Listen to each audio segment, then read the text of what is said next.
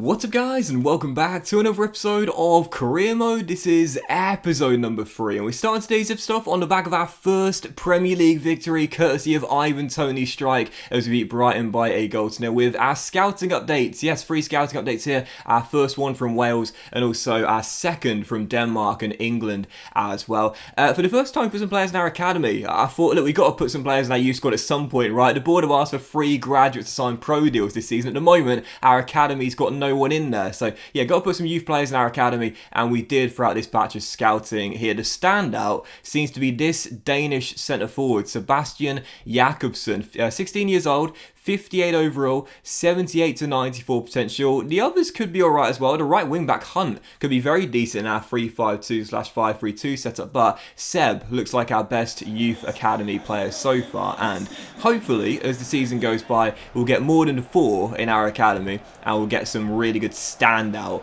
youth players as well. Still, with the first game of today's episode on the back of that big win against Brighton, I was thinking, right, how do we follow that on there? Big 3 points against Graham Potter's side, first clean sheet, first Premier League goal, first points of the season. Well, we've got Wolverhampton Wanderers away from home, and heading into the game, well, sometimes you just don't get the luck. Corner whipped into the middle, and I mean, we had about 4 red and white shirts around the ball and 1 Wolves player. That was Raul Jimenez, and who does the ball drop to out of the sky after the deflection?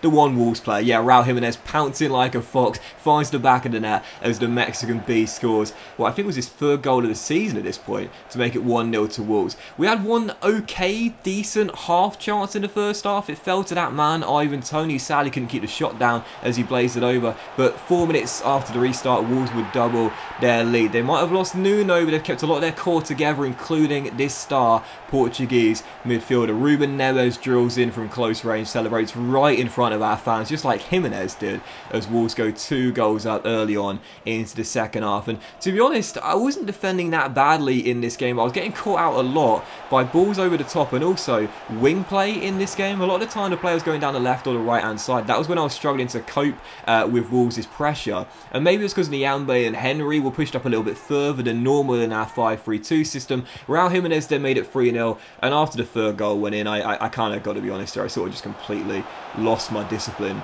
altogether. Once again, Wolves attacking down the flanks and then stepping into the middle, just like they did for the 3rd goal, as Pedro Neto receives the Jimenez offload, and Wolves' number 7 makes it 4-0 Wolverhampton Wanderers. So to start the season off, I was thinking, well, I suppose the positive is that we defended pretty well. Only 3 goals conceded in 4, we've already got a clean sheet, and in the losses, we've only been losing by a goal. This was a totally different game. Carved open like butter with a hot knife running through us. Wolves 4, Brentford 0. Yep, very difficult game indeed at Molineux there, and a very tough defeat. So to start the season off, that big win against Brighton, already forgotten about. Thrashed by Wolves away from home, and a familiar feeling of not finding a goal either. 1 goal scored in 5 games. Gotta be honest here, I'm finding scoring goals in FIFA 22 incredibly difficult indeed. And for the following game here, away from home, the City Ground, EFL Cup, 4th round, Nottingham Forest, I was thinking, okay, alright, the Premier League got off to a bad start, but in the Cup, this could be a distraction. So heading into the game, once again picked a weakened side. It was a really poor game, to be fair. Alvaro made a great save towards the end, but other than that, not much went on. So we had our first penalty shootout of the season. And if you've been watching me for more than 5 minutes, you'll know I'm shocking at penalties. But heading into this shootout, I felt pressure. I felt we need a distraction after how bad we've been performing in the Premier League. I need to win this. I need to make it through to the 4th round. And after the first 4 penalties are scored, it was a great save by Alvaro's legs to give us the advantage, which Ricky J. Jones took, scoring the following penalty. And then Alvaro pulled off back-to-back saves, which meant that with this spot kick from 12 yards, Fosu could give us the win and send us through to the EFL Cup 4th round if I can maintain my 100% record from this spot. Which we did. Gives the goalkeeper the eye, sends him the wrong way, and we are through to the EFL Cup 4th round. And I've got more pace than Usain Bolt. Did you see me get out of blocks there? My goodness. In real life, I've got less pace than Per Mertesacker, but my word, I was off so quickly there. That was such a funny animation, but we're through. EFL Cup 4th round. I've definitely got an Ultimate Team inform Cardell with plus 99 pace now. That was ridiculous, man. But either way, we're through EFL Cup last 16. And as you can see, we've got Oxford United away at the Kassam. in the last 16 of the EFL Cup. Now, I mentioned in the last episode I wasn't going to take this competition seriously until we reach the latter rounds, but we've got a brilliant chance now at reaching the Carabao Cup quarter-finals, and that is exactly what we need right now. We're struggling in the Premier League. We've really struggled to get out of the blocks. This is what we need, a distraction right now, and a cup run can always provide that. So yeah, into the last 16 of the EFL Cup. We'll be favourites there despite being away at the Kassam, and hopefully we can make it through to the last day in our debut year as Brentford manager. Still for the third game of today's episode, back to matters in the Premier League, and goodness man, I was dreading this one. I was absolutely dreading it. Liverpool coming to take us on here at the Community Stadium, losing their title to Manchester City last season. To start this campaign off this season, they are top of the Premier League. Now, as we know, in real life, we had that thrilling 3-3 draw we saw on Saturday night. Absolutely brilliant game. Fantastic for the neutral in London. So taking on Liverpool, I was thinking, okay, maybe if we really go at them, we could get a result here. But I'll be honest, I rarely had the chance to get at them at all because their possession was so high. But more to the point, they were just getting so many chances. They took the lead very early on through Bobby Firmino. Then 31 minutes in, the former Southampton man Sadio Mane plays a 1-2 with Mo Salah and drills it in at the near post. Brentford 0, Liverpool 2 in the first half. And I was thinking, do you know what? It's okay. In the game on Saturday night, Liverpool scored 3, but Brentford also scored 3 to draw. And that's the thing I forgot, because we've only scored 1 goal in the Premier League so far this season. So when Liverpool went 3-0 up right before the break with Thiago's brilliant piece of awareness to have the eyes in the back of his head, see Sadio Mane waiting, play it back to Mane, who drills in past David Raya on the floor. It's 3-0 Liverpool at the break, and I was thinking this is exactly what my worst nightmares consisted of last night before the game. We're 3-0 down, and it just got worse. 21 minutes after the restart, Koke, who signed from Atletico Madrid in the summer, drills it past David Raya, makes it 4-0, and you could hear the chants from the away fans. Sacked in the morning, you're getting sacked in the morning. And I was thinking, yeah, that's probably quite likely at the moment here. The odds on me being the first Premier League manager to be sacked are shortening by the game, because unfortunately, I just can't get it sorted. I'm really struggling. As you heard the boos at the final whistle as well. Some cheers from the Liverpool fans in the away end, but also some boos ringing around the Community Stadium as well. I got to be thinking right now, am I on borrowed time? Because if I'm not, I'm certainly skating on thin ice. 4-0 the final score, torn apart by Jurgen Klopp's Reds.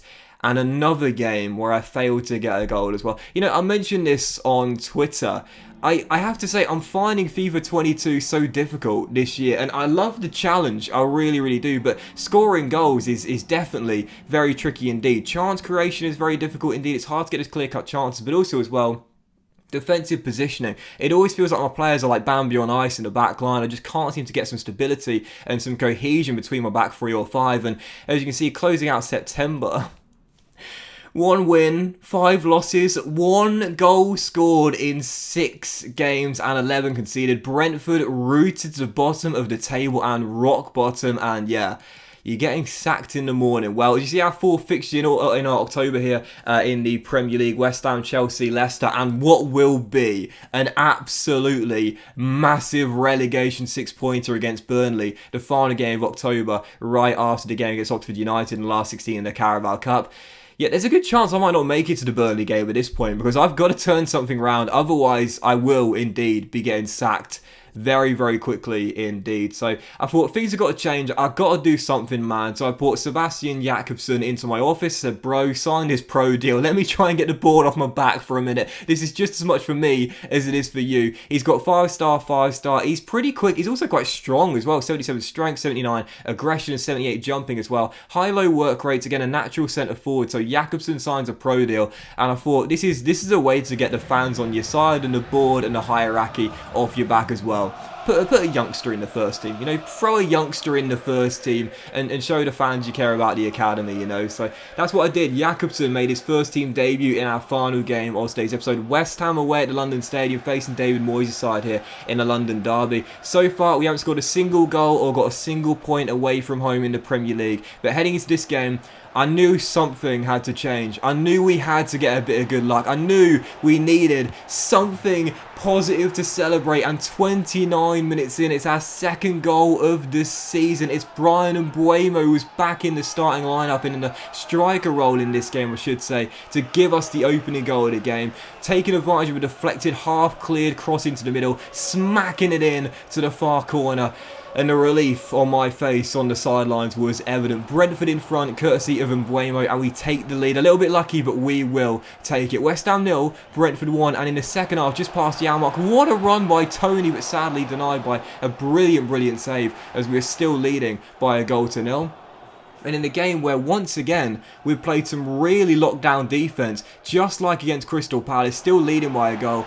3 minutes to go, a chance to make it 2 and wrap up the points, which I failed to do, but it was kind of fitting based on my woes in front of goals to start the season off. Bryan Mbeumo outpaces Kurt Zouma, leaves him in the dust, but sadly couldn't bag his brace. In the end, it did not matter. Final score, West Ham 0, Brentford 1. Finally, first points away from home this season. Only 2 goals scored all season long, but listen, 6 points on the board, 2 wins now under our belt, and we end today's episode just outside of the relegation zone. There is an awful long way to go. We've got to improve in front of goal, there's no doubt about it. My finishing so far has been poor, my chance creation has been poor. Things will have to change in that regard. However, at the moment, we're doing just about enough to keep our heads above water. But that was this episode of Career Mode, guys. So a big thank you for watching. Hope you have enjoyed it. And if you have, then please do drop a like. Much love to you all. Have a fantastic day. And I'll see you for the next episode of Career Mode very soon.